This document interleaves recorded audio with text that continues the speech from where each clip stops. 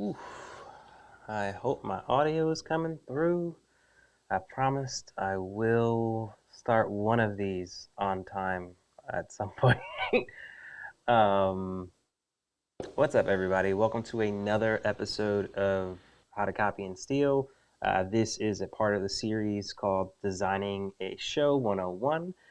We use Ecamm exclusively here at a live studio. And yeah, I'm going to be taking you through a project today, a project that I loved working on, and it was a show that I worked on. But before I even get into that, I just want to start off with saying this episode is sponsored by a live studio. Um, and did I trigger my lower third? I don't know if I did. A live studio is a traveling content studio. So if what you're seeing right now, if you want to do a live show similar to this or something else like what I'm going to get ready to show you in this project, please go down here to, wrong way, right here to bookalivestudio.com and book a discovery call. We look forward to hearing from you, and we look forward to making your dreams come alive. Working on that catchphrase. Let me put this away. Um, all right, so today's episode, I'm going to be focusing on a client of mine called Soloka. I just did a How to Copy and Steal podcast with them that I'm getting ready to maybe release either tomorrow or Thursday. I'm trying to figure out what days I'm going to be releasing these episodes so I can kind of hopefully help everyone get better expectations as to like what we're doing and what they can expect from this channel. But yeah, we sat down with Claudia and Manny, and we had a bomb ass conversation about all things creativity, parenthood. As you guys know, I am going to be a dad, a first time dad. So it was definitely like a beautiful conversation where, they just gave us so much just inspiration and guidance and just like seeing them out there actively doing it, being parents and raising a dope ass child, but also just being rock stars and running a successful business. It's super inspiring. It's going to be a really good episode, and I can't wait for you all to see. So, without waiting any much longer, let's get into this project. So, pulled up their YouTube channel. The original reason why I even wanted and started to work with them, I think it was just fresh. Like, I think it might have been my third or like fourth client. Um, but I remember I was just looking in the San Diego area. I guess I can start right here. Um, and I was just looking for hashtags like San Diego podcast, looking for what creators were out there actively doing it, and I stumbled upon Claudia and Soloka. Soloka is a merch shop located in Barrio Logan. If you have not checked it out, please go check it out. Her store, like, I don't know how else to better explain it, but like when you walk into that store, it's gonna sound so wrong in so many ways. It feels like you're walking inside of her, like it's her brain, just on display everywhere, and everything is anti-fast fashion. She takes things and she remixes them. She is the what I believe the epitome of copy and steal. Um, so yeah, we so I found her. I reached out to her, and I initially had her on my podcast first for the How to Copy and Steal.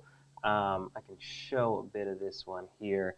This was back in the old days when I just had ZV1s and things were not as beautiful and vocalicious, but they were still what I believe sexy nonetheless. But yeah, like I remember setting up my living room that day. I didn't know if like first I was just surprised that she said yes and was just like coming over. I was expecting her to just like come with a crew or something like that because like you're meeting someone for the first time. But no, she came by herself. Obviously, her partner was outside and just like waiting for her. But I did the most to make sure that she felt comfortable. I wanted it to feel like a collaboration between the two of us rather than just like me interviewing her. And I remember like for a set design, like I just threw it back here where the couch, where that TV is where this TV is. And yeah, I just threw the couches side by side. I threw color behind her, color behind me.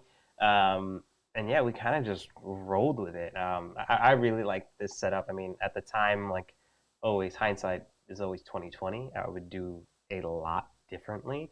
Um, but yeah, I just had like fixed lower thirds here that were just constant. Um, this was before like I was playing around with Ecamm and like creating assets in Ecamm. A lot of what I was doing here then was just like creating in Figma. I'm a big Figma user. I love using Figma. But I would just create like transparent PNGs in Figma and overlay them on top of here. Um, so yeah, I can just play some of this for you I just so you think can as see a the kid, different like I've types always of things. had like that urgency of like I Mhm. needed to do something and I didn't like sitting still. Okay. So I've always wanted something to do. Hmm. Yeah. Um, but no, it was a pretty simple setup. Just basic three camera setup. Nothing too crazy, nothing too wow. No overlays. I don't even think we did any screen shares. I wasn't. It was just a straightforward conversation. All right, so getting into their actual show, another reason why I reached out to them is because they were actively doing it. Like they were pushing out content, and that caught my attention. Like you get me, for someone to just be out there and living in their purpose and just doing it no matter what. Like it's fucking beautiful, and I wanted to partner up with them and bring my value to them and like help them take it to the next level, and I believe we very much did so. A lot of their conversations prior to working with me, they did a lot of their podcasts like in their living room. I don't know if they ever did ones like in their shop. I remember they also had like a couple of like audio versions of the podcast. We can just click on one of these earlier ones here. I mean, it might be in the shop. I lie. It was in the shop. So yeah, they did have things in the shop. They were holding mics and things like that, standing in seats, and they're out here getting it done. You get me? Like this is getting it done, and it made me realize like these are the people to work with. Why? Because they're doing it and they understand that like every episode is a drop in a bucket, and I think that's very important, especially when creating and just starting out. No one's going to go viral overnight, and that shouldn't be your goal to go viral overnight. Oftentimes, like I think I said it in a quote, like going viral overnight builds the wrong audience, and you build an audience around that one thing, and then you might feel the pressure to like keep up with that. But when you work with us at a live studio, we believe in building a show around your expertise, and we believe in building tribes and not followers. We want the people who watch your content to rock with you and stick with you, rather than just be like, oh, I liked it because everyone else liked it and it was really funny. And then they hold you up to that standard all the time. Um, so yeah, back to the show. Um, as I can say, like they were doing it before I came around. But that said, we did help them take it to the next level. And it was very like slow, drip feedy. Like I remember, like the first couple of episodes, we were trying to figure out like what is the Yeah. set And design. it was I'm gonna pause right here. We were trying to figure out what the set design was. Originally, I had started out on that white wall because I saw that's what their past episodes were done on. So yeah, I decided to just see like how could I take this up a notch? How could I, include this? I think when I first started early on with them, it was just the idea that we were saving them so much time. They didn't have to edit. We were triggering all these things live from, their intro that I think I just put together really quickly. I just threw their logo on like a quick little logo intro template. Here, I can mute this. Um, and yeah, again, I think I even like I tried to keep it easy on myself. I just used the same lower third that I used for her prior to. We threw a table in between them, so it wasn't like them sitting far away from each other and like stairs, in chairs with like an ocean of wall between them. So we brought them a little closer. We brought in a table. I think this was all like literally we were figuring this out as we got there. But yeah, it was really cool. We were able to like include people's at handles, which, it always helps to plug the people that you're with. But yeah, I don't think we did anything too crazy in this first episode. Just simple camera switches. As we move forward, we started to add other things. I think what you're seeing here was this is Manny like editing it. So Manny is Claudia's partner, and Manny like he saw like the joy of like our process being like, hey, you get this fully edited file. So he just quickly added these things that they were talking contextually about. Moving forward, you know what I mean? Like we found out ways in which we could do that live too, and kind of have the guest kind of like run the show from that perspective. But yeah, that was this episode. I think let's see this second episode here. We stood on the wall there. What about this one? All right, this was one of the episodes where we started to switch things up a little bit. We always like I didn't understand like the idea of like starting a show with the intro. I didn't understand how to, and now I finally know how to. It is a bit of a workaround. Like you have to like click the intro video, then like rewind it back to the point where it's going to start in the beginning, and then you click start your show, and then the video starts with that. Oftentimes, I would like start my episodes, and people would just like be middle talking, then the intro would come in, as you what you saw in the beginning here. But yeah, with this setup, we decided to again focus more on the shop, focus more on like we are in Claudia's space. Like this is a show about how she uses her skills as a tailor and as a clothing maker to pay her bills. So it's like rather than be looking at dope artwork, which the artwork is dope. Like I think the last person who she was talking to was the creator of that art piece, so it made sense. But in this case, like they had this really cool like industrial old table back there, and I wanted to set up around that. Lighting was super tough. Like they have like a skylight in there, which is just like really hard to cover. I think at one point I got Manny to like get up there and like put something up there to block out the light, but still there was just so much like skylight and natural light coming in. You can barely see like the pink subtle lights that I added to the back here. But no, like I was pretty like these were like the early days of us doing set design and like laying out props and just making sure that, like we're going above and beyond it and we're delivering a better experience than what was before. And I think that was the more important thing that I wanted to focus on was just I wanted it to be like a level up for them. And I wanted to continue to level up. And you can always expect that when working with us, we're always going to continue to level up from episode to episode. We're learning with you. We're building a relationship with you. So yeah. Um, so yeah, this episode was pretty basic. I think it might have just been angles and switching. Yeah, as I'm scrolling through, it was a lot of angles switching. Yeah, didn't really get into triggering things. It wasn't until I think we got into like Skills Pay Bills TV that we really started to like push the boundaries of what we could do live. Uh, okay, so I'm gonna go back here. I'm gonna find an episode that really flexes. Let me see.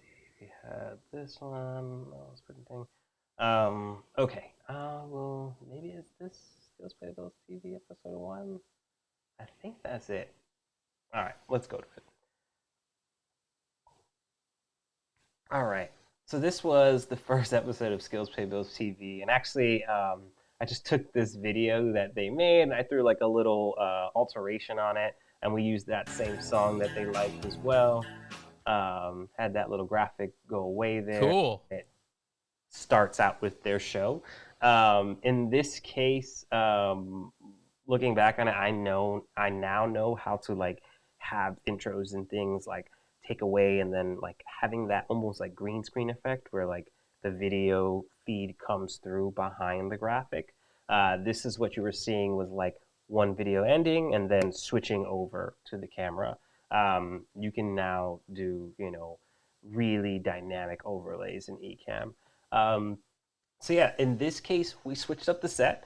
They had let me know that they had this like table that they would often put outside and have like chess on, and it also just happened to have the branding on it, Skills Pay Bills. So I was just like, why haven't we not been using this the whole time?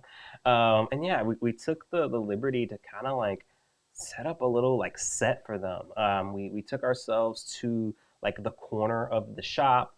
I remember Claudia, she has fabrics laying around, so we covered her whole like garage door because their garage door was transparent and light was coming through it. So she took that those blankets and covered up all of that natural light that was coming in. So we had, this was like the darkest we could get the room at that point. And then we kind of just had them there. I think ideally my biggest like gripe with this set design was the fact that I couldn't use my mic arms. And it was a gripe just because like I felt like these things were covering up their face a lot here and like giving them big goatees as they were talking to each other.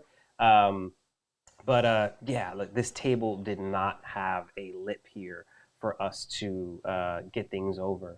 And then you could only imagine like how there's like little to no space with like all the cameras and things surrounding us in this space here. So like to put a side table would have just been too much. And then also I will say uh, the mic arms that I had at the time are very loud, so you would hear a lot of that articulating and moving things around, and it wasn't a pretty sight. But I did love using the Thug Life backdrop here. I don't know. This setup was pretty damn cool. I remember when we first did this one. Oh yeah, this was when we like introduced the idea of doing like animated lower thirds. So I stopped doing my lower thirds in Figma as like PNGs, and I started to do them in Canva. And I did that by like just like changing the Canva file to a certain size, which I would make it like a little tag, and then I would just animate that in, and then basically export it as a video. And what you're seeing here is me triggering those videos as lower third overlays. So if I hit play, that'll come in and it just comes in and it adds like a little nice, sauce and spice to it. I remember Claudia was super psyched about those. Manny was also psyched about it as well. But yeah, like we had like tighter camera angles of them. I think for this setup, I was still using two ZV-1s and one A7C. I think the A7C is the wide cam. This is a ZV-1 right here. We also took the liberty of just like bringing in, like she had a whole bunch of racks and things laying around the store. So it's just like, why not put those things behind you? Why not like use it as a means to like highlight what you are pushing or selling or something new that you created. So yeah, this was like a step in that direction. Before we were showing the shop, and then prior to that, we were showing the wall. Like I said, this was just us continuing to take it further. So yeah, let's skip a little forward. I think we also started to do overlays. Oh wow, this episode involved Priscilla and I as well. We just used the webcam footage as a means to like speak back and forth Yeah. with And them. then we have Priscilla as well. Mm-hmm. And I think this would be just a good time to kind of, for anybody listening to us, to kind of peek behind the curtain. Hey, there we go. This was back when we were calling the company Copy and Steal. As you guys know, uh, we are a live studio. The show you're watching now is How to Copy and Steal. But yeah, this was, I think, wow, I must have either this must be a phone or this is a third ZV-1. And yeah, it's just like I'm using this to, show this BTS angle of us back here. As you can see, told you I had no space to do an articulating mic, but I put it for us. um, so yeah, uh, In a little bit and Yeah. just there. get. But yeah, we've tried to keep things dynamic here. Ooh, I gotta pause here and just give Apple some shit. Come on, Apple. Like it's been how long, and webcams look like absolute shit still. It makes no sense that you can buy like a $3,000 laptop or machine and still have a webcam that looks like fucking this. Come on, what's going on here? But I digress. So yeah, just we had some talking scenes here between us two. I'm there monitoring just to obviously make sure that everyone's being heard. Um, but yeah, let's see what else we included. I'm not sure if this was the episode in which we included segments. It might be the next one. Oh no, no, we did. Uh, yeah, so we did like these quick little like segment graphics, and these were just things that we created in Canva, and we played them as just full screen videos that just come in, and that determines the opening of a segment. Where? Oh, there we go.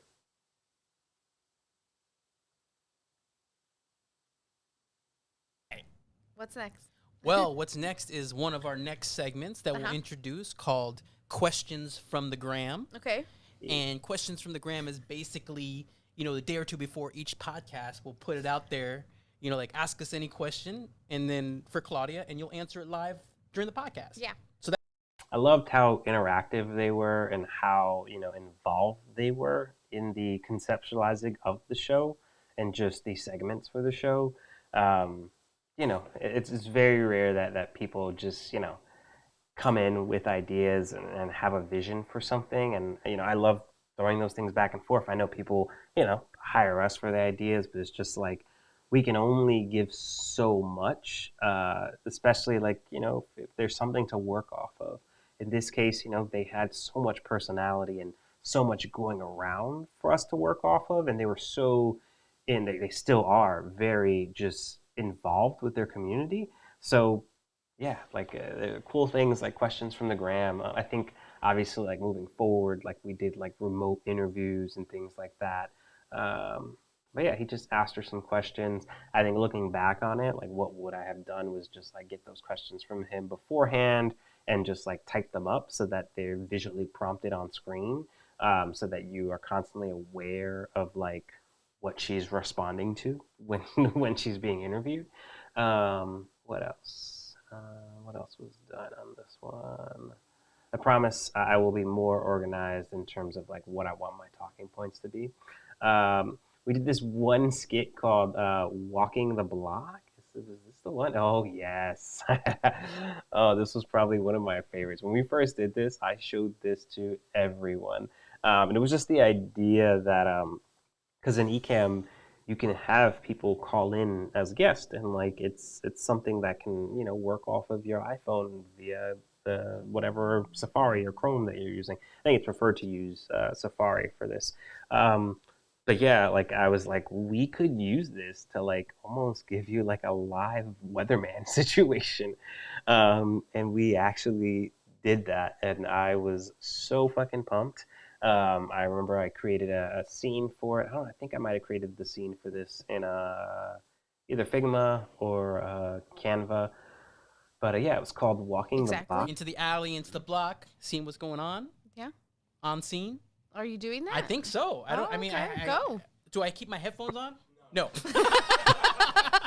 right. They're not Headphones off. wireless. And then I just gotta tiptoe over here. Yeah. Oh, We'll turn on our over here, mics. playing and not even Claudia. showing. Oh Thank my you. goodness. All right, let's rewind that. All right. They're not Headphones off. wireless. And then I just gotta tiptoe over here. Yeah. We'll turn on our mics. We'll keep you company, Claudia. Thank you. Wow, I had a fresh cut back yeah. there. Look at that. Look at that skin on the Yeah. back just of my go neck. on that link and we'll answer the call on this end. So yeah, he just Woohoo! took a step outside. Claudia was just like, "All right, I'm gonna man the show." Don't get lost, okay? Leave Um, breadcrumbs. so yeah, we went through, and then we threw up this little scene here, and I put it in this little TV. And I thought I was super proud of myself for this. There you go. This is Manny's feed walking out. Oh, look at you. We Can you hear- have. I'm gonna pause. I'm gonna mute it so I can talk over it. But yeah, what you're seeing here is, Claudia in studio, Manny outside of studio.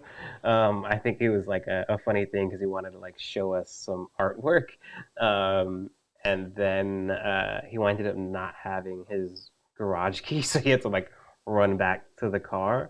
But they wanted to show us this mural that they were actively building outside. Oh, this was me learning on the fly. I definitely did not. I wasn't aware of like preview mode and like being able to fix scenes and like what you're seeing in it before you actually switch to it. But yeah, this was one of those cases where like you're just out there showing this dope artwork. Here, let me page forward back to get the key. Yeah, that was a piece that they commissioned based off of a real photo, and the guy did his thing, like to paint on corrugated steel, or I forget what the thing is, but to paint on something that's wavy like that and have something look coherent when you back up, that is a work of art in itself. But yeah, I think he winded up finishing it not too soon after that. But yeah, this was I love doing this. I love when clients choose to do this and use like what I call the QVC cam, or eventually I'll call it the Maury cam when I want to chase someone out of the studio. But yeah, I winded up switching to that bigger scene so that you could see more of what he was seeing. Um, I don't know. It's very interactive, and I loved it. And he continued to actually walk around the block and show things that artists were actively painting outside. If any of you haven't been to Barrio, Barrio is a place to go. Um, one of my favorite neighborhoods in San Diego, right next to Ocean Beach. Um, Neighborhoods that just truly give back to their community, and like it's just you can feel the love in those neighborhoods and just in the small businesses that operate there. So yeah, this was one of those dope moments, dope production moment. I remember when Manny came back into the studio, he was all hot and sweaty because it was hot as fuck outside that day. Look at me catching my BTS. Oh man, building that muscle, building that muscle. Um, and then I think with this episode, we also decided to do our first like remote interview. Gave that person their own lower third. Had like a side by side. I wanted to put them in here. I think I wind up putting them in there so that they can talk to each other. Um, Obviously, hindsight is always 2020. Like I would put her in the middle of them now rather. But in this case, it feels like they're both talking to her. Um, what Manny and Claudia are looking at is a TV screen. We would always operate with them using a monitor. So like you can see them, you have something to look at when you're interviewing someone remotely. Um, yeah, obviously, things that we didn't have prepared for then, which, we prepare for now, which is like creating guides for people that are coming in remote in terms of like how to operate themselves, how to, position yourself in front of the camera, how to, position yourself in the right space in your environment. Some people oftentimes just like have a window behind them with the sun shining straight through, and it's just like, can't see anything. I can barely see you. So we started to build on like good working practices around this time, in terms of like making sure that people were on Wi-Fi, making sure that they had AirPods in, just so like their mic wasn't picking up your audio and like giving echoes and reverb and feedback. But yeah, lots of lessons learned here with these episodes. You know, doing our thing, doing our thing. All right, I'll stop with that one. We also did a couple episodes with them where we traveled for them, where we went to like another local shop. So they were interviewing someone at their own coffee shop, and I was really happy with how that episode came out. I think that was around the time when I had updated my cameras to the ZVE10s with the lights and things, and it was, honestly, I felt like I was hitting stride then. Let's see what episode it was. Let me find it really quickly. How's the audio sounding, if anyone is watching this back, I highly doubt anyone is here with me live. But for anyone watching this back, I am using lab mics today.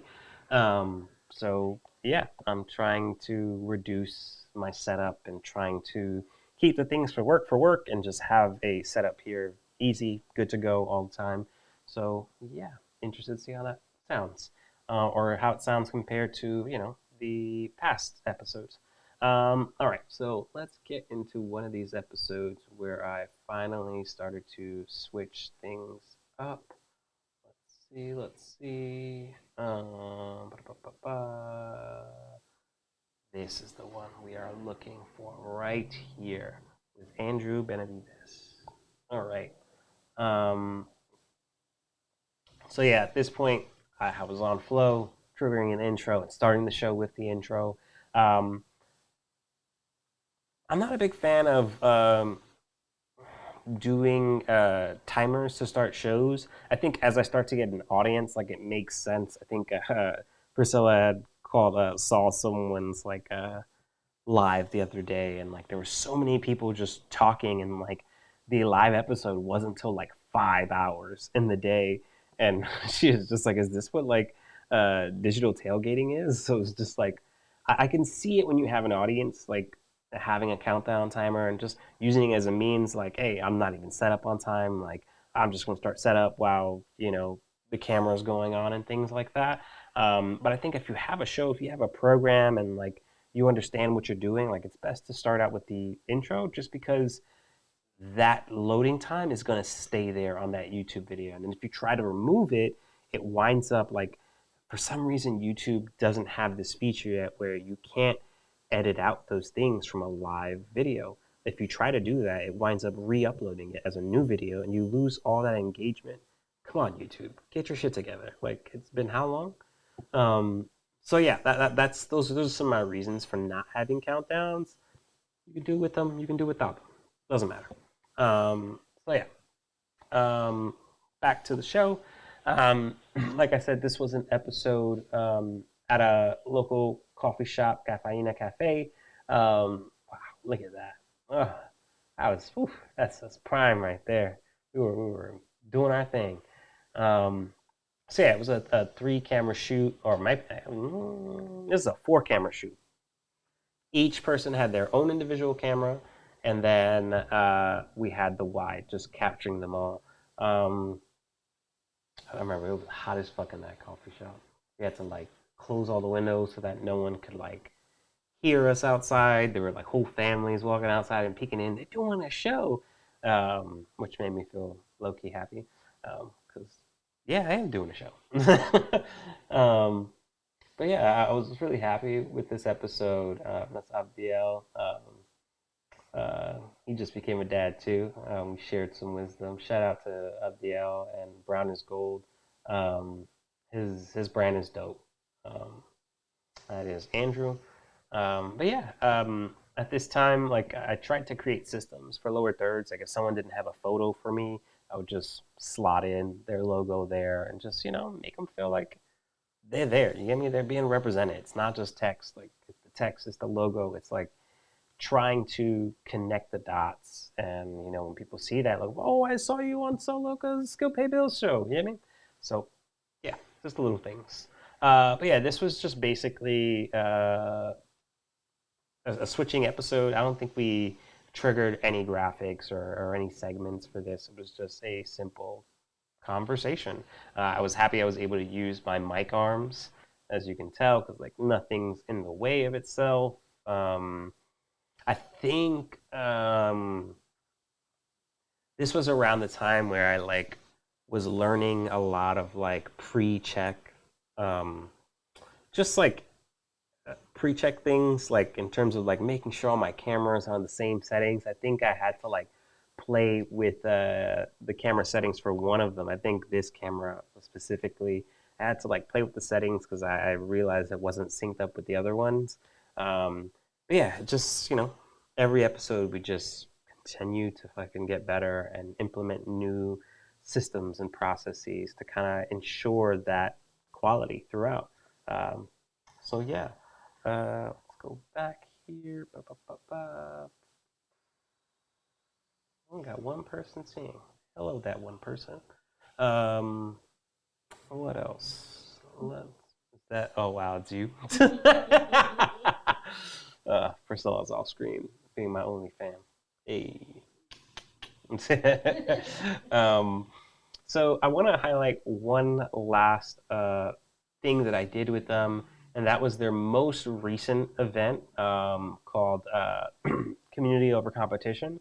Um, this was super fun.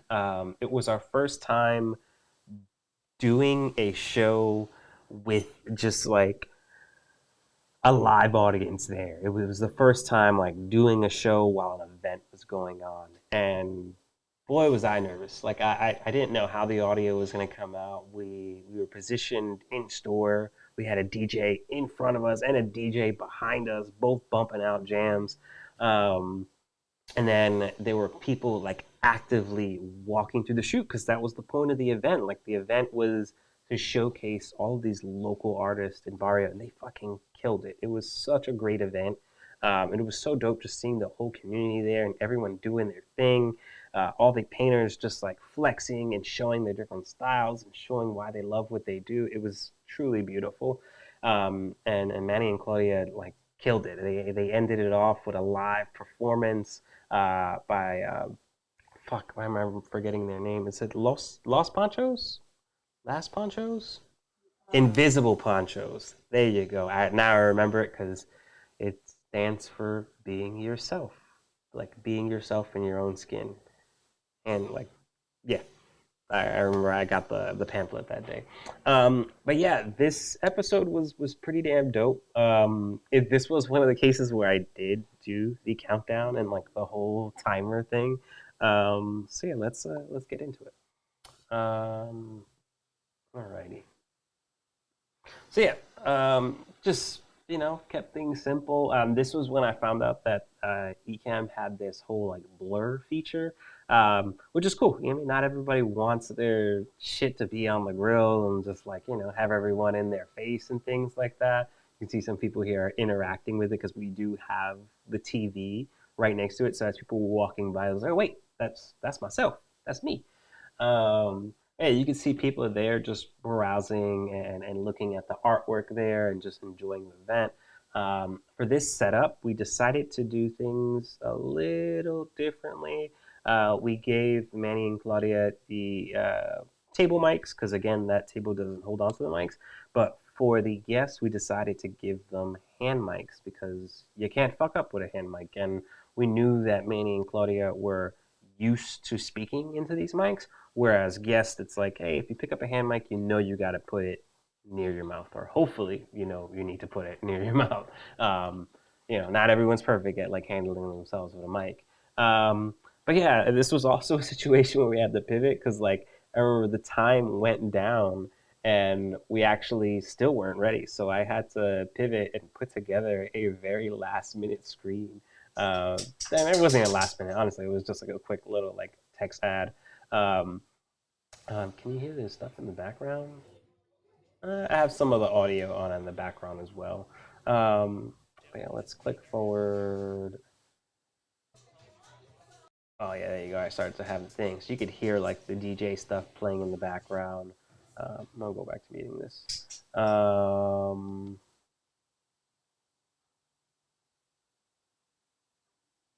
There we go. So I switched it over to like live podcast starting soon. You can see the lights and everything turning on. We took down like the house lights, put their logo up.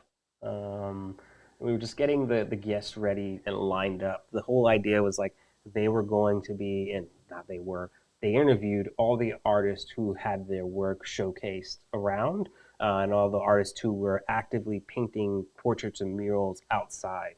So yeah, I think we started the show. Yeah, so we just started the show with them live. We had one camera angle. I remember we were going back and forth. We're like, should everyone have their own camera angle? And then we ended up just like sticking with this left and right camera deal and like a wide camera. I'm gonna play the audio a little bit so you can hear what I was talking about in terms of the DJs. Again, like it's one of those things where I wasn't too mad at it because like we were at an event, we were at a live event, like it's expected to hear that. You get me? It's not like we're in a studio, it's not like we're in a sound treated space. So like, choose what battles you wanna, win and lose. You get me? Like this wasn't the hill I wanted to die on, and like I was pretty happy with the outcome that we had here. So yeah, choose what hill to die on, people. Tip of the day.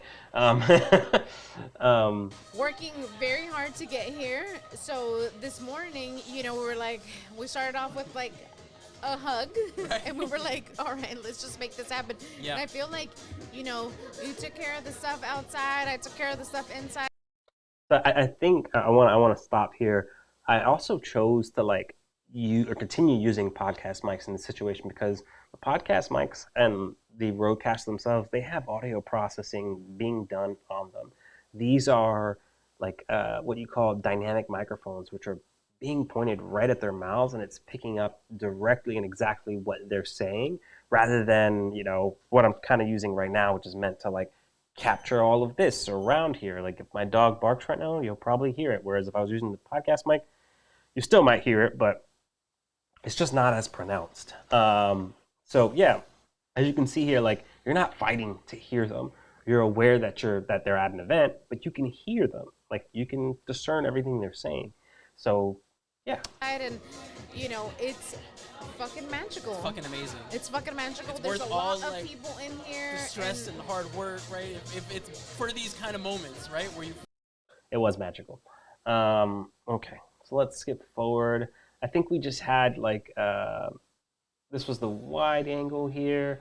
Ideally, again, looking back, I wouldn't want the lights to be showing in scene and things like that. But we were doing what we had to do with and like dealing what we had to deal with. Again, there's a lot of moving pieces, a lot of people in the space, and I didn't want to take up too much of the space because I didn't want to compete with the whole idea of the event. You get me? I wanted to be there as a supplement to the event and like an added-on experience. I didn't want to take away from it and be like, oh no, this is our set design. One thing that Priscilla was actively like managing all the people that were coming in and interviewed. I think our goal was to have everyone sit directly at that or stand directly at that corner. We had everyone stand on purpose just because we knew they were going to be in and out and like to sit down, get settled, and then leave. Like it was just going to be too much movement. Whereas if everyone's standing, we get it. You come in, you come out, you get it done. They're helping with like the vendors where people are just coming to like do. I was trying to play around here, like repositioning the wide angle lens and like recropping into it. I gotta say that is probably one of the most like low key features that I love about Ecamm. The fact that you can turn one camera angle into multiple camera angles just by simply cropping in on it. Obviously, you want to make sure that that camera angle is 4K so that you can afford to crop in it and not lose that quality.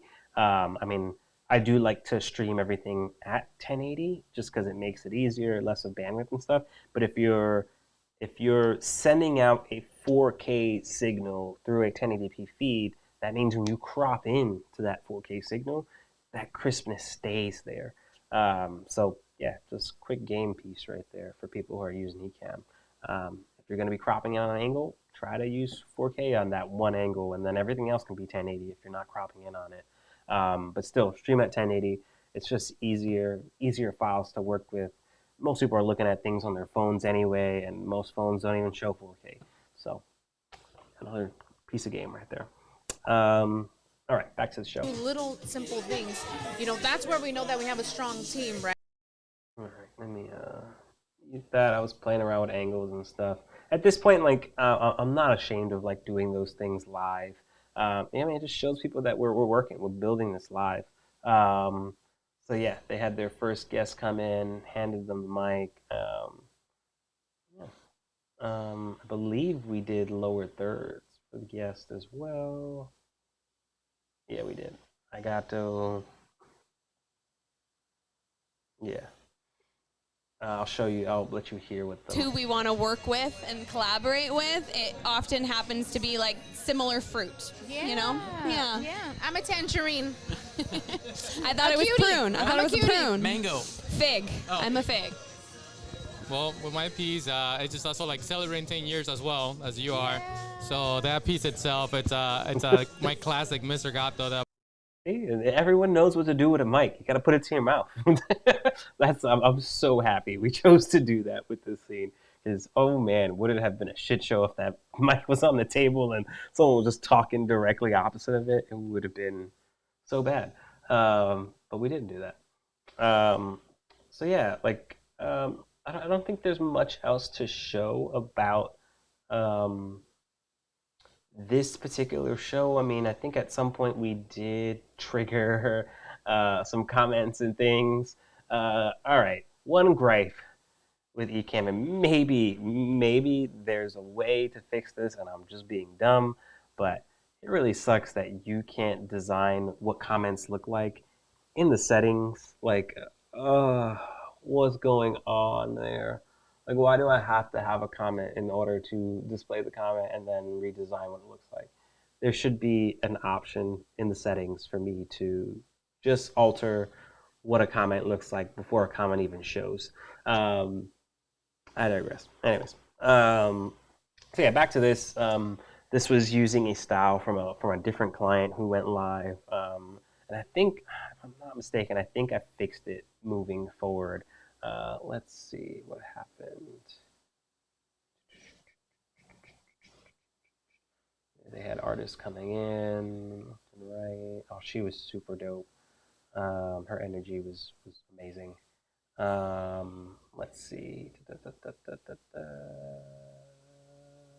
I remember we even had a moment during this podcast where like we were looking for the next guest, and then one of Claudia's old friends like came on.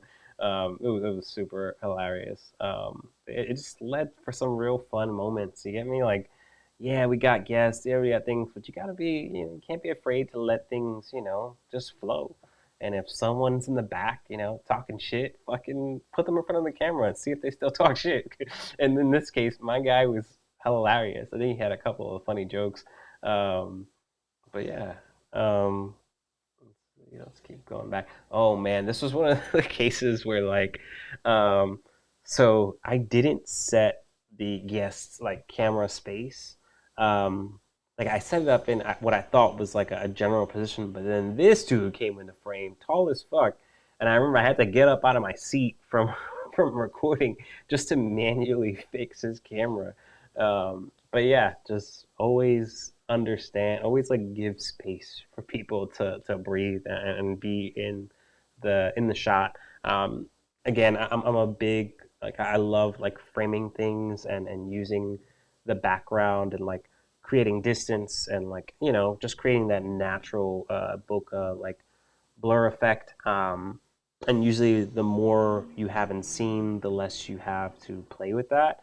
But in this case, like it warrants it, and giving us the space so that we can adjust for whoever's walking in on scene. So yeah. Let's see. Did I just swore I either showed comments in this scene or come on, where is this?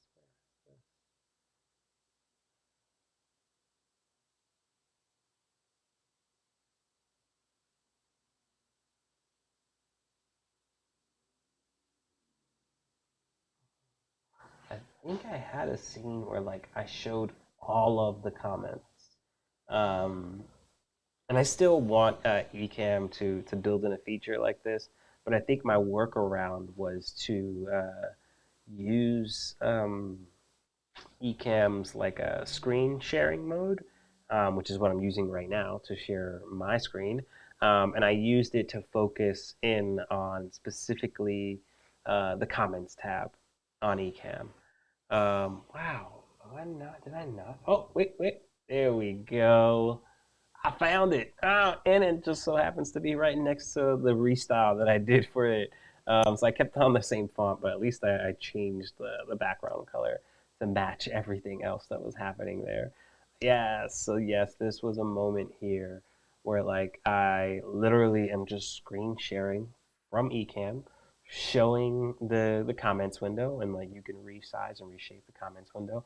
And then what I did was I took their graphic, the logo of the show, and I placed it on top here. And the reason why I placed it on top here is because there is like a UI for the comments mode here where you can like search for comments and like see likes and things like that. And while that's all cool, it's like no one needs to like know or see any of that. They're here to like see all the comments in bulk and just respond to things. So yeah, this was the way to do that. But yeah, you know, get people to say congratulations and things like that. Um, but yeah, it was dope. It was a dope live experience. Um, so yeah, I think I'm gonna stop there. Let's see how long we've been recording for. Oh wow, 50 minutes. I went way longer than I wanted to. Oh my goodness, I'm gonna set a 30-minute timer for myself next time. And it sucks that I got a timer in front of me. But yeah, that is it for this episode of Designing a Show 101. This was how I designed Skills Pay Bills for Soloka, Claudia, and Manny. Um, their episode for How to Copy and Steal is probably going to be coming out. I want to say Thursday. I'm going to probably release some clips leading up to the episode. I might have it premiere. I might not have it premiere. But yeah, um, you are watching How to Copy and Steal. My name is Chris. And again, this show is sponsored by a live studio. If you are interested in starting a live show of your own, built around your business goals, built around your expertise, please reach out to us at bookalivestudio.com. Again, that is bookalivestudio.com. It's right below, right here.